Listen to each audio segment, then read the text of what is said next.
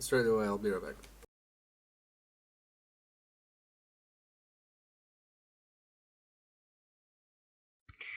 Yeah, so Bakerman, you were working on the smoke grenades for the under barrel grenade launchers. Yeah, I just quickly popped in something there. I still need to actually create like specific effects for it because it's a lot smaller than the 3D17. Mm. Well, this will be interesting stuff. Yeah, at first I thought like that it won't be so cool, but when actually put it in game and tried it out, it was fantastic. It's really great because instead of having, a smoke round, simmering on the ground and slowly waiting for it to produce a cloud, so this thing just, instantly pops down and covers the entire area. Did you get to test it yesterday? Oh, no, the vehicle test I still need to run. I thought the grenade, the under barrel grenade. No, that should work perfectly because there's no scripts involved. Awesome.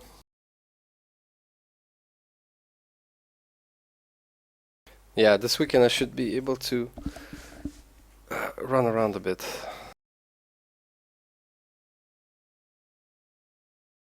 That's like the opposite of modding. Yes. I came to a little bit of a problem actually on the T-90. If you see here, in order to facilitate clearance from the fuel tanks and this shitty thing that was on the back, the turret is raised quite a bit. I actually checked on my scale model as well and some pictures that it does seem to be quite high up, if you know what I mean. Hmm. They're leaving quite a gap, you know? Yeah, I've noticed that before. Yeah, I know what you're talking about. It's necessary because otherwise the driver hatch will be blocked. No, So they needed to, raise the turret a bit. You know, no, the it's front. really for the back of the turret, because the back of the turret would not be able to slide over the fuel pods and the Yeah, stowage bins on the side. well, it's not that big gap, and it's probably also some protection there against small arms thingies.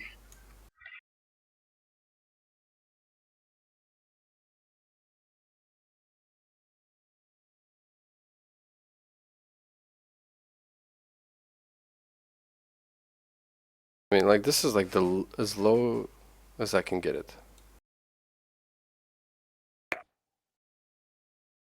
Which from the front looks like it's very vulnerable, you know. Well, I suspect that visually it's vulnerable, but just like in the Abrams, there is some sort of armored collar there protects against different things.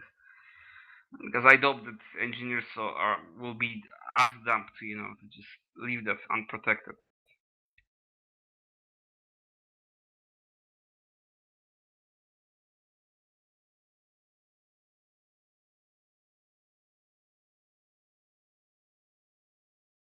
Okay.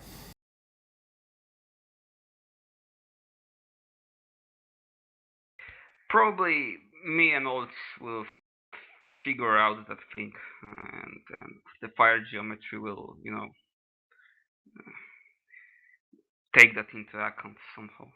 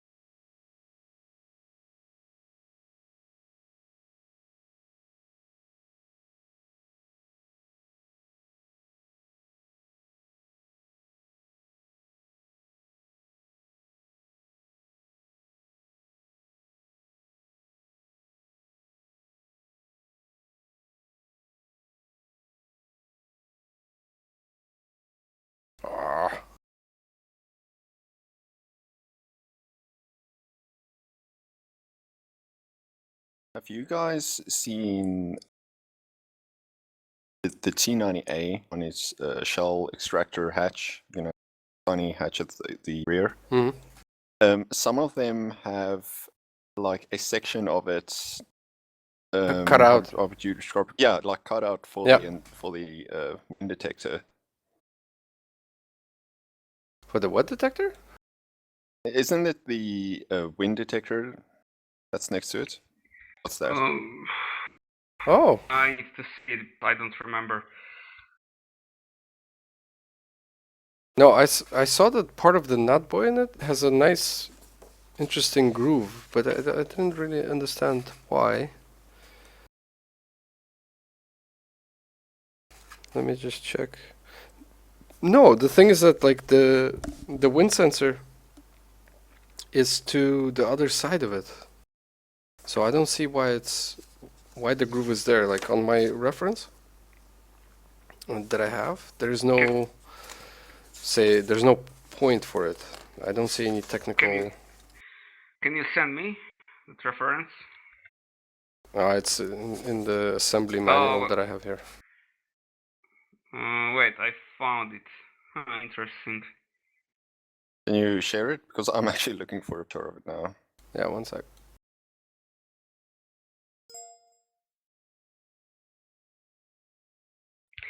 I think that this groove is for that array panel.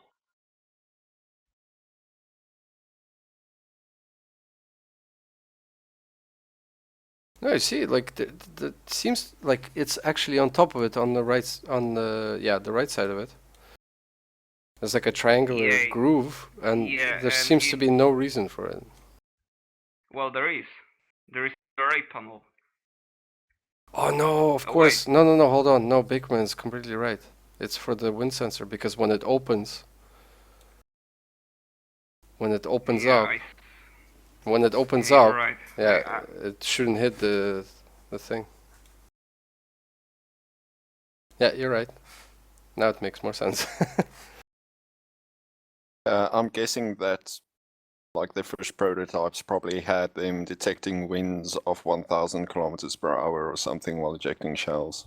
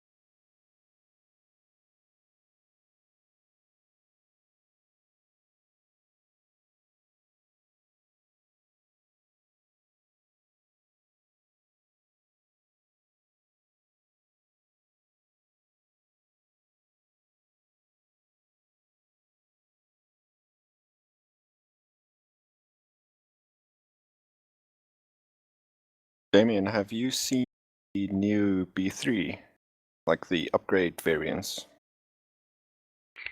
You mean the so-called B3M or the ones that were announced just recently?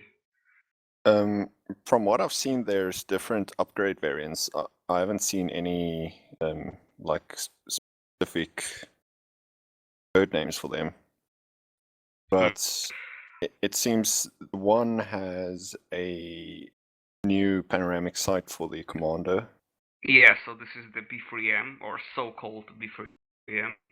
Yeah, the one that and was the other called. one. Didn't they call it the B4 for the Olympiad? Actually, I think they don't even know how to call them right now. So, there were, two hypotheses that it would be called B3M or B4, and nobody really knows how it will end. And the Russian MOD is not very talkative about that stuff. So. But Bakerman, actually, do you have photos? Because I probably missed some. Ask me about that stuff. No, I just read it on ErCon tonight. I'm gonna check. And the other version is one with the integrated arena. I think it's Arena E. Huh. But I think that's something that's been open for export for a long time, but nobody's buying it. I might know what you're talking about, but I would need to see that to be sure. But the arena one. Yeah, for example. Yeah, I'll show you.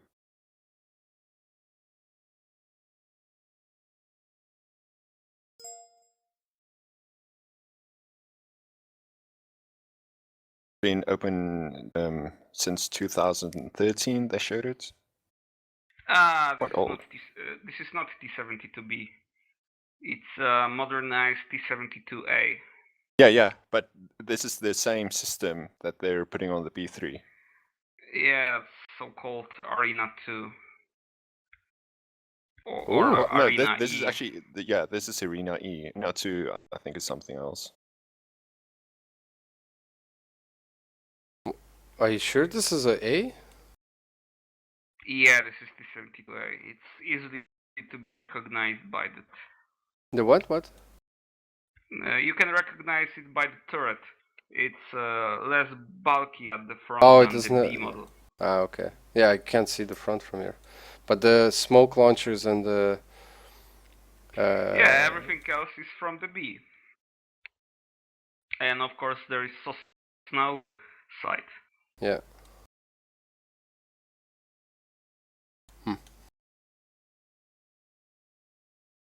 Still, I don't trust the front armor of A. Nobody trusts at this point. The B is good enough, but the A, Ew. indeed. Well, it's only 2 layers of cast steel and some sort of quartz or something like that in between. Not very fancy.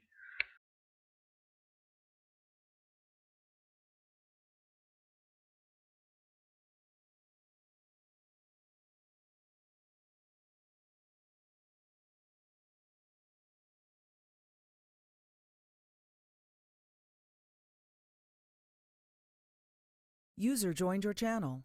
Hey guys. Hey, Hey. Hey.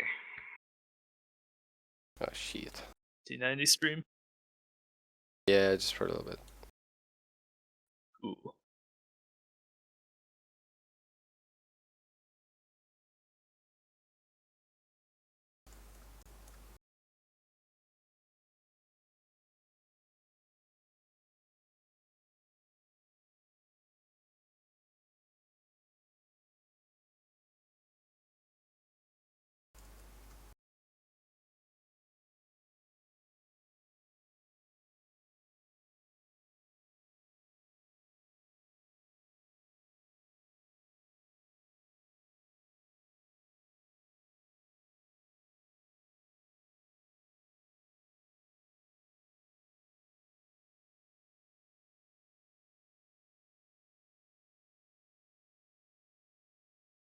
Wow, that looks big.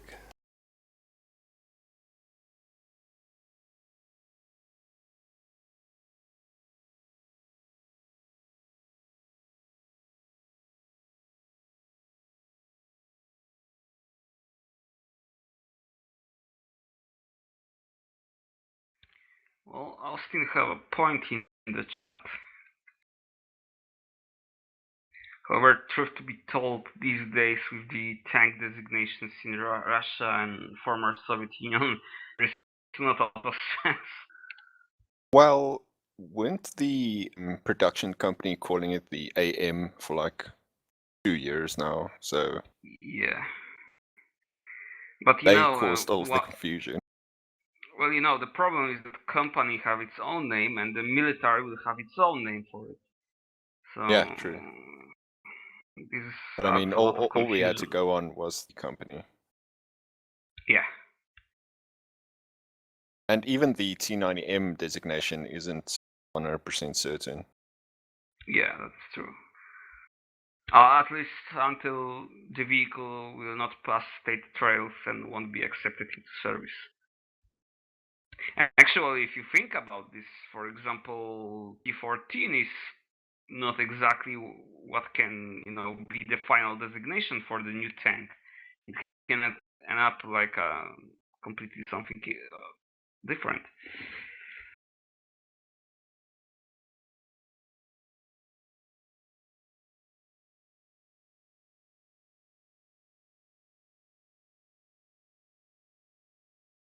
Yeah, I read today that they're going to show a T4 at Arms Expo in September. Yeah, from behind the glass, so nobody will, see too much. Yeah, nobody will be able to climb on top of it. At least we might get some, new shots or something. Yeah. A pity that they don't want to, make a public dynamic presentation of the vehicle. Only Well, close one. it's the first of its kind, so kind of understand why.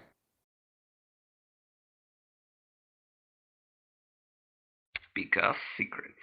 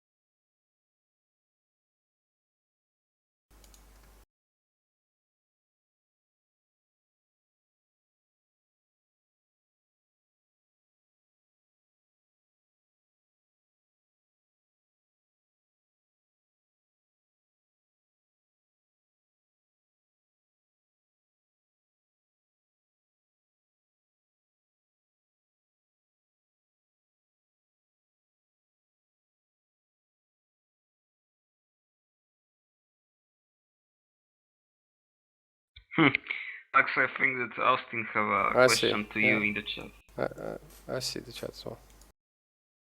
Okay.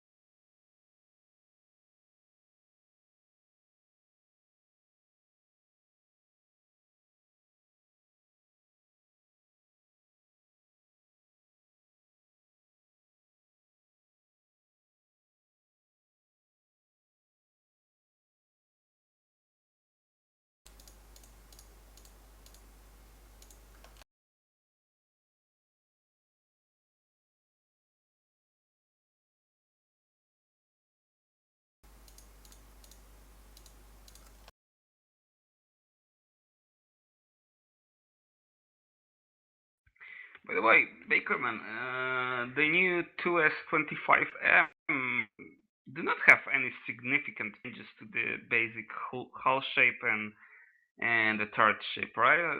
They only replaced some things like the roll wheels and added other things. So Yeah, just probably basically a new chassis and engine. yeah. So probably the conversion won't be too complicated. I think the road wheels are from BMD 4M, so Yeah. also can be reused. Yeah, it's in my mind, it's particularly for ease of maintenance. Yeah, yeah.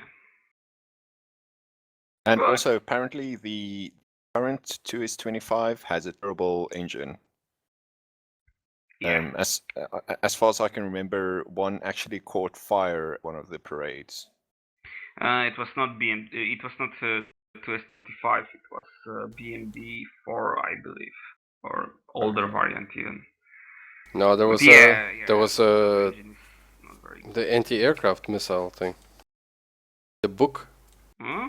There was a book that caught fire. But that was this year? Yeah. Ah.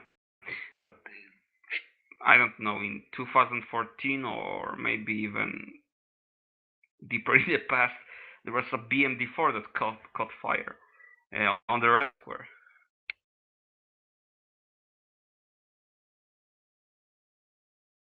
Totally I also, unrelated.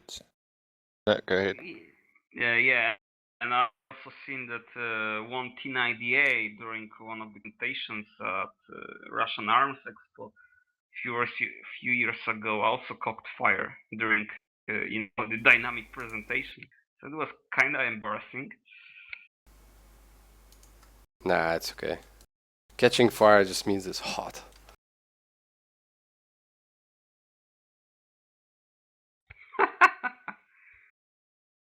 But I think that is the reason, is that during the parades, the vehicles are turned on, not moving a lot.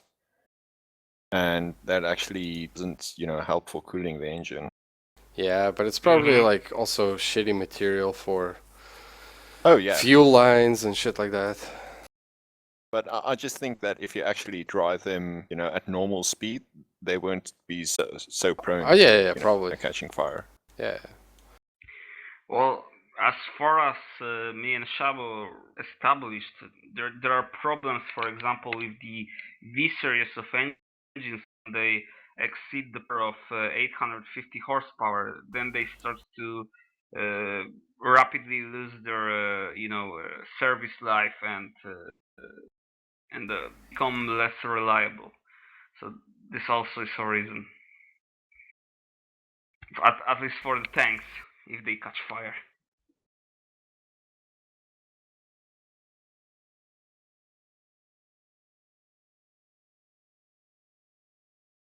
Wow, the TS4 is huge. Gigantic, man. The what? The PTS4, the Yeah. Russian amphibious vehicle. Oh, It's such yeah. a shame, man. I really wanted to make it. And yeah, Arma happened. What, the Tank X? Yep. It's really Well, like. they've got somebody on it Yeah. any day now. Well, hopefully they will soon do that, and we might have Yeah, some amphibious track vehicles. the patch is Hopefully. gonna come out with Half-Life 3. Oh, they just announced Star Wars The Old Republic, a new RPG. It will be a single player, I hope. I think it's Now, from. isn't this just a player extension for the Old Republic? Oh, I don't know. I just got an email. Yeah, because no, the Old Republic is their MMORPG. Oh, I yeah, think yeah, the yeah. new Yeah, you're the, right. the new thing is just like an expansion for it, but it's Yeah. purely single player Yeah. focused. Knights of the Oh Fallen my Empire. god. So there won't be nice graphics, probably just the MMO shit. Eh. Well, the graphics aren't bad. It's just the MMO mechanics that are MMO. So I don't know. I didn't like the graphics. It was meh.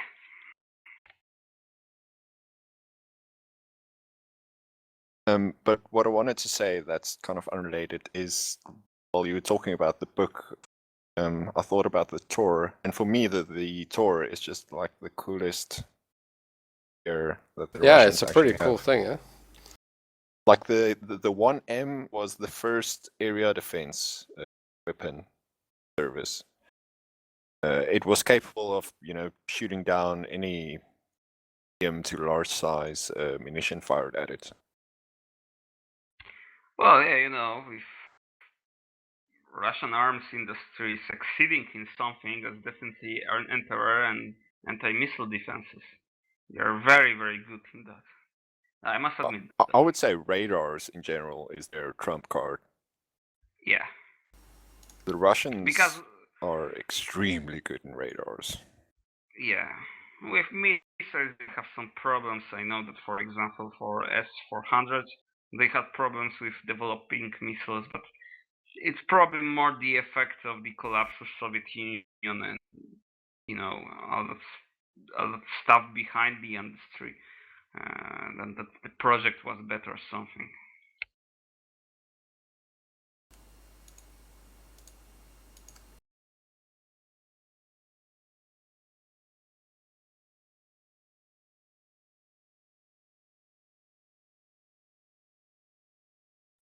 The thing I like about the Russian anti-air defenses is that they have these hybrid self-propelled anti-air missiles and guns.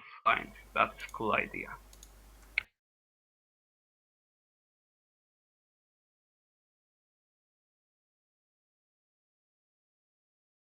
I mean, like the Ruska or... Tunguska and Panzer. Yeah, the Panzer is really cool. I like that it's more mobile and, a version of the Tunguska. The thing is that Panzer is unmanned turret module. So you can install it on the old Tunguska chassis, on the new chassis, on the wheeled chassis, even on stationary, defense poles. It's unmanned? Really? Yeah.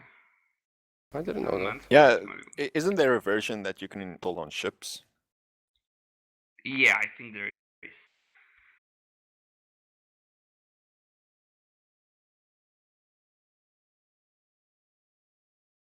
It's really good.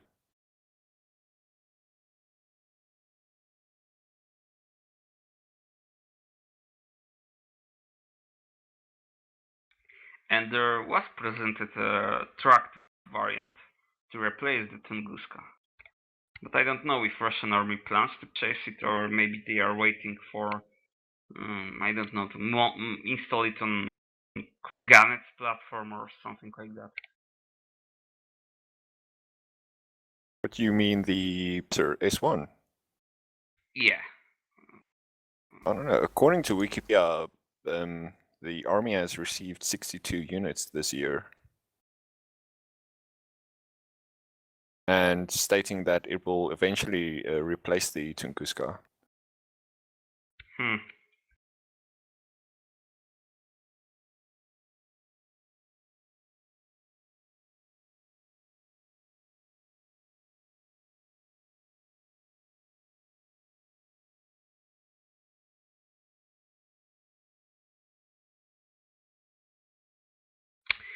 Yeah, but it is replacing Tunguska used by Russian air forces, not by the ground forces. So there's the difference.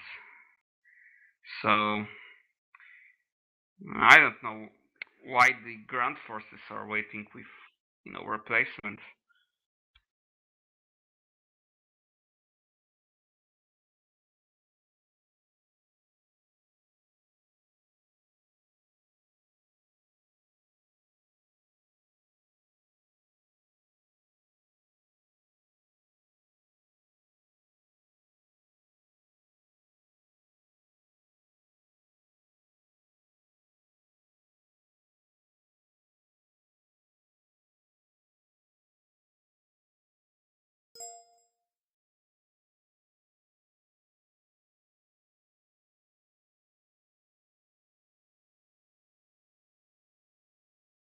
Man, that thing looks mean.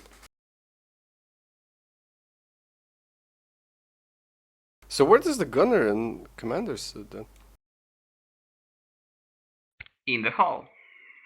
Yeah, but I mean, this is a Tunguska chassis, which is essentially a upgraded, what's it called, a Shilka chassis. Where's the place for the...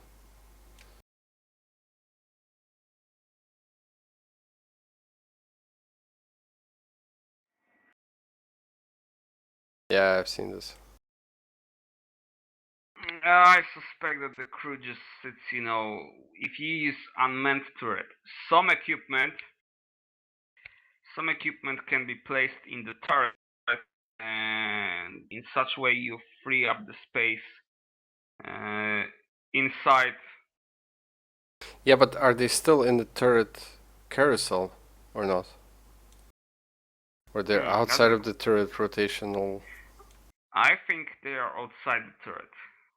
Yeah, I think they sit in the front. There's also like a tiny hatch, or not a hatch, but like, what do you call it? A periscope Yeah, I see it. Yeah, at the indeed. front there.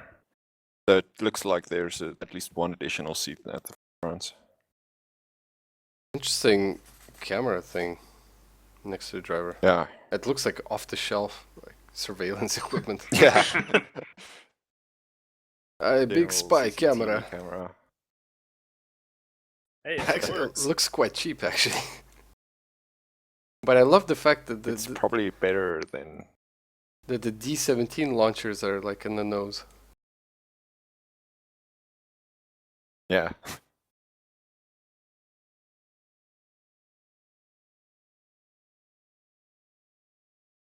Yeah, when this thing is And- firing, there's so much smoke, I doubt they even need grenades.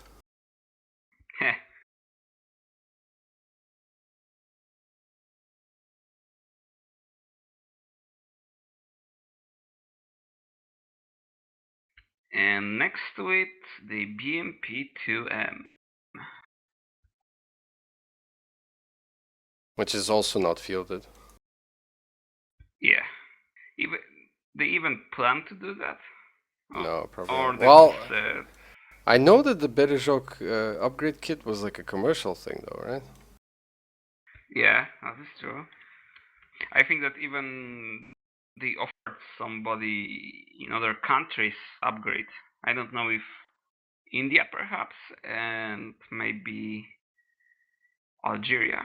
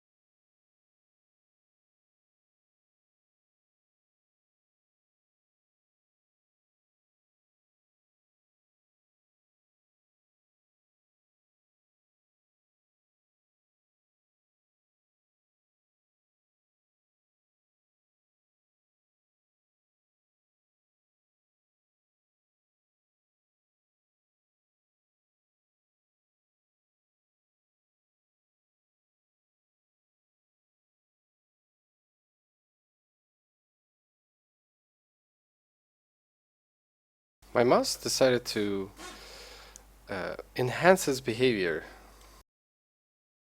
It has now decided that it wants to double click every time I click. It's really annoying to work.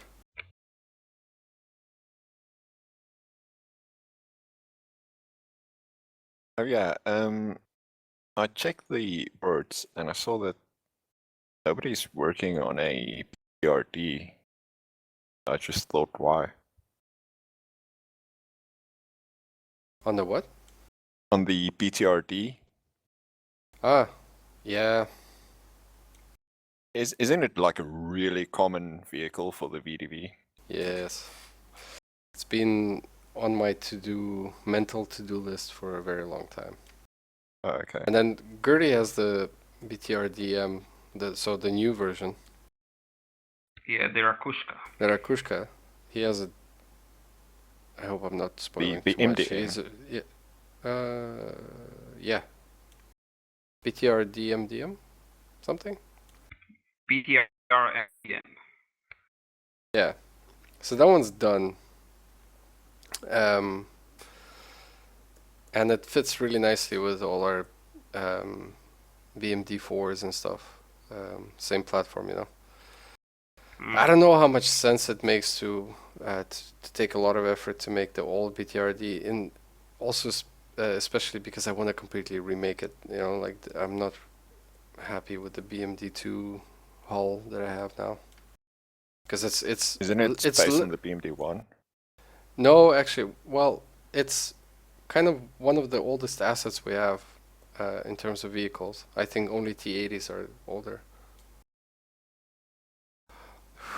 But basically, I think 2008 or something, I made a BMD1 pack for Arma 2, just in the when Arma 2 was still very young. And You I did did it for Arma 1, didn't you? or even Arma 1. Yeah, no, I started developing for Arma 1 and Yeah. then ported for Arma 2. But that was my own project. And for Arma 1, the model was really shit. So when I did it for Arma 2, I remade the whole thing. And then when we let's say rebooted RHS, I made the BMD1 turret for it. So it was based off the BMD2. But in essence, it's still one of my oldest models that is in the mod. So like I would change, yeah, I would redo the whole thing if I would do the BTRD. But it needs to be done because I also want to do the Nona S. And they share Yeah. they share the extended chassis.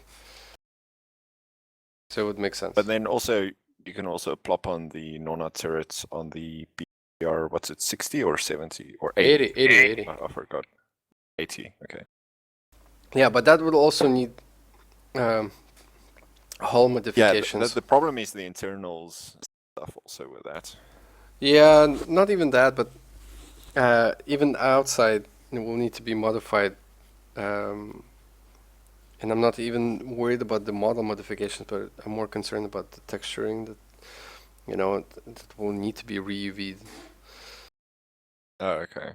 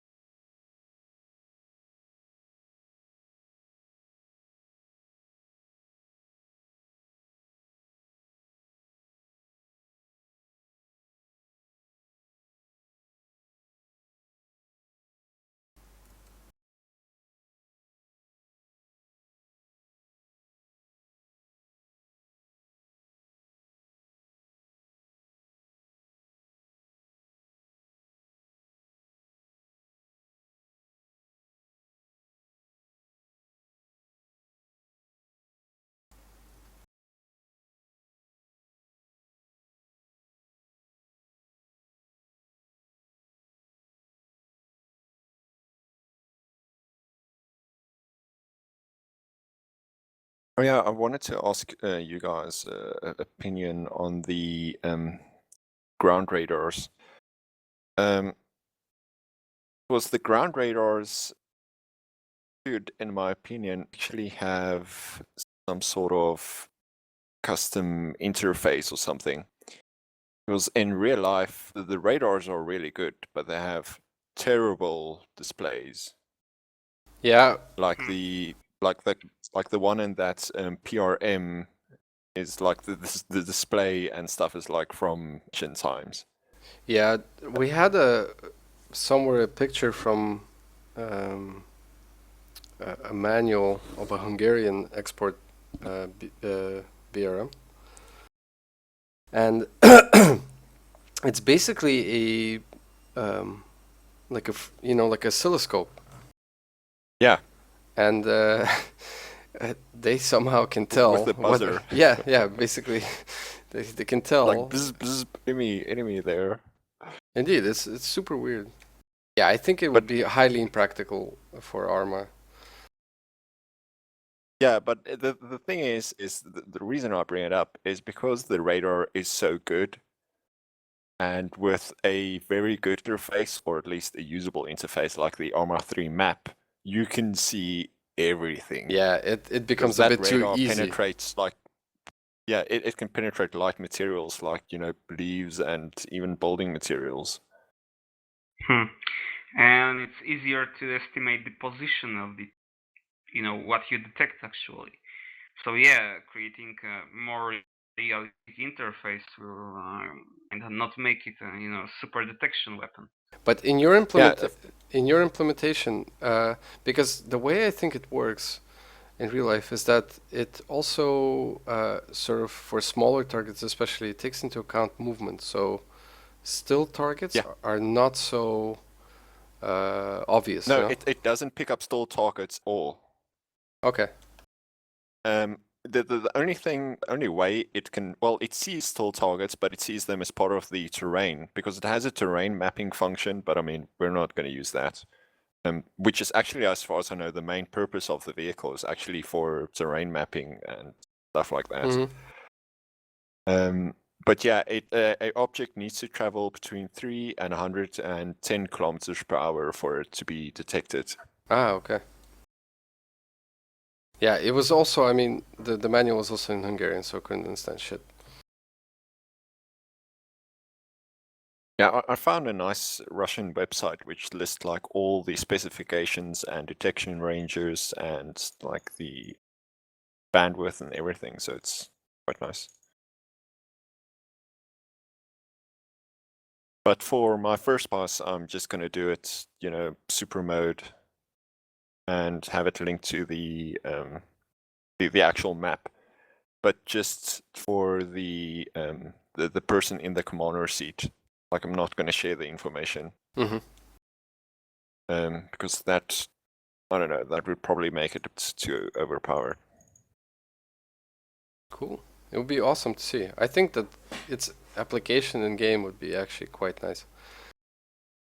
Yeah, it would be interesting. It actually gives I thought gives a in purpose Altis to these. It doesn't work that good because it's so hilly. Mhm. But in something like Genaris with the forest, it's actually very interesting because then you can just point it at a hill or something and it sees everything inside. Of course, I'm still. I have a nice like interference script, or it's actually like a small calculation that I made for APS that I still need to integrate. So in forest, it's not going to be totally accurate. Still very interesting to use. By the way, was you thinking about artillery radars?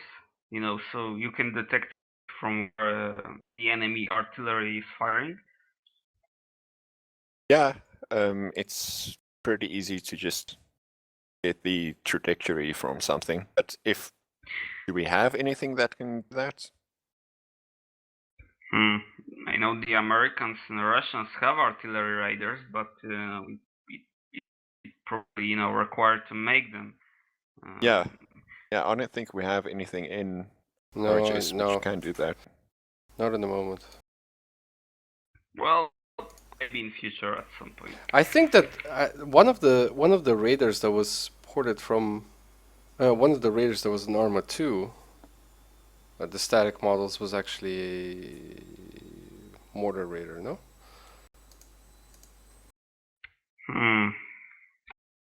Which one? I'm not sure. It's the big, tall ass thing. Yeah, I think it was. Yeah, At least the radar antenna itself was kinda like that. I'm gonna seek the US artillery radars and see if one of them is similar in shape. Because I think it was based on the US artillery radar.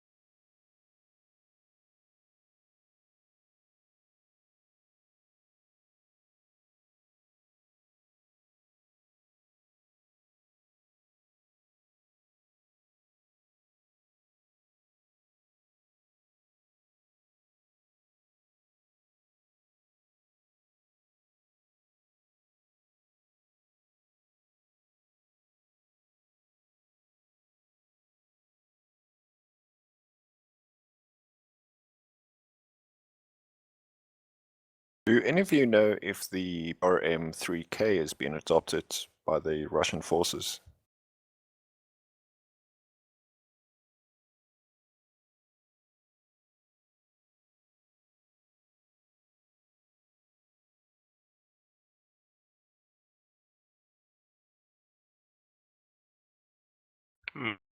No, but I found something interesting. The radar model that Alex said was in the Arma 2 is similar to the US TPQ-53 radar system, and that system normally is placed on the FMTV track. Yeah.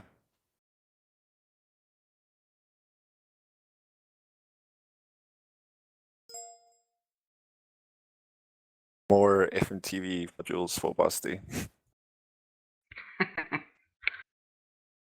Poor Basti. Ah, yeah. I have shit ton of other radars from Fugas. Like we have the P37 and the PRV13, but I have all of his models. He gave every single one of them to us. And the only reason I was reluctant to port it is that we really haven't come up with a practical, let's say, functional solution for them. And they would need a lot of work. And I thought, okay, if it's going to be a lot of work, then we better have something first to, let's say, put in them. Yeah. Well. So if we have a nice solution, then we can start porting more, and there are some really cool things. The whole S300 system is there, with all the support vehicles and. Like, I have it working, but my problem is I'm not totally sure how to integrate it into gameplay. Like how Yeah, it has to be the nice. information should Exactly. be shared and everything. Because I mean, we don't have terminals or anything, so it needs to be shared in game in a way, but also be flexible enough for mission designers or Yeah, I agree. like.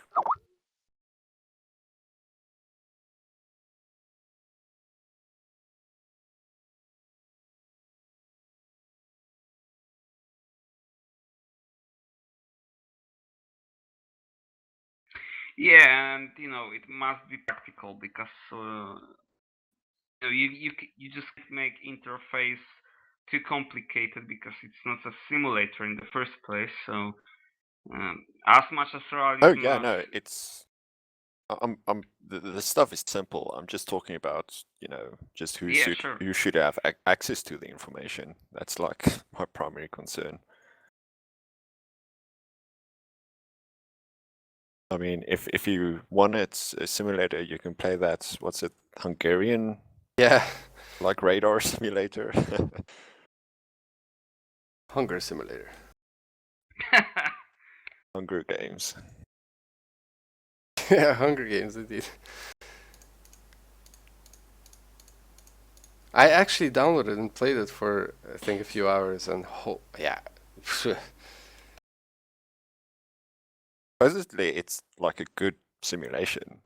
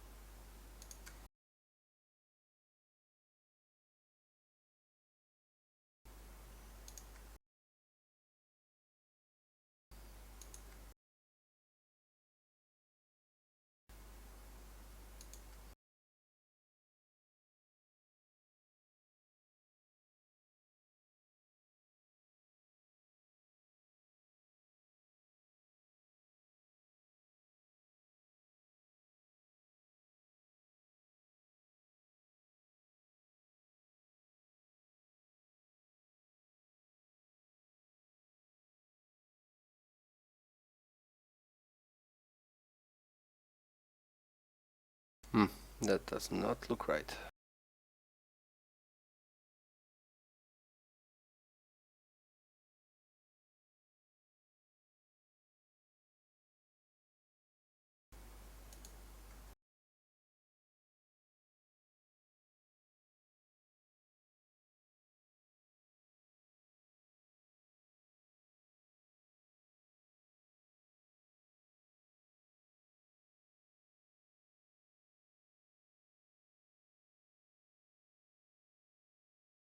Yeah, fuck it.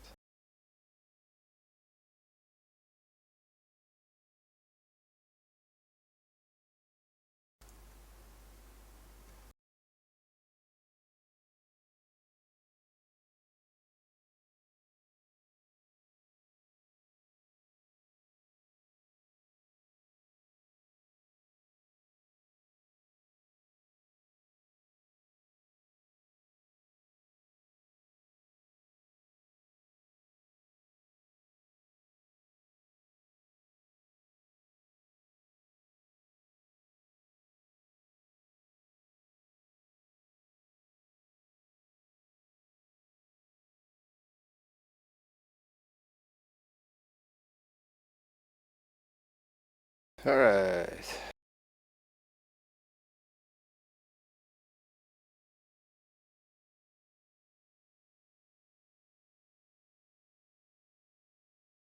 It's starting to look like a T-90 now. That is true.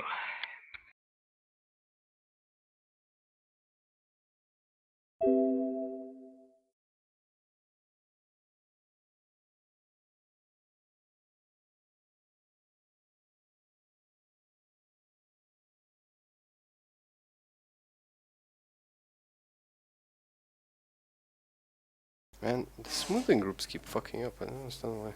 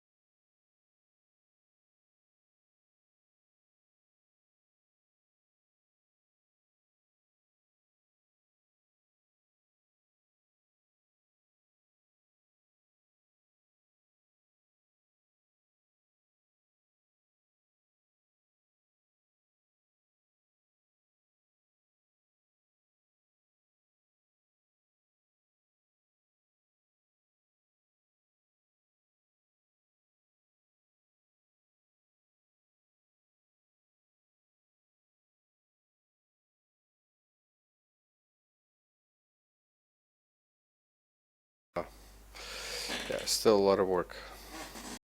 But okay, that's it for tonight. Unfortunately, I have to cut it short. Thanks everybody for joining. I know it was short, but probably weekend gonna be some more modeling